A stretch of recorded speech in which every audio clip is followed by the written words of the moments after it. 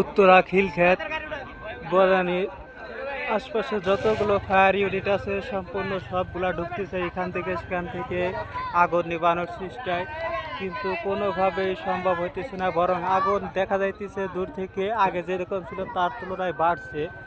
অনেকগুলো fire unit কাজ করতেছে। এই যে দেখেন এখান থেকেও আর একটা কেবল এইমাত্র ঢুকতেছে, কিন্তু পানি শেষ হয়ে যাইতেছে, বারবার আলো মারতেছে, কাজ হইতেছে না, নিয়ন্ত্রণে আসতেছে না। দেখা যাক শেষ পর্যন্ত কি হয়। আপনারা শেয়ার দিয়ে পাশেই থাকুন। আপনাদের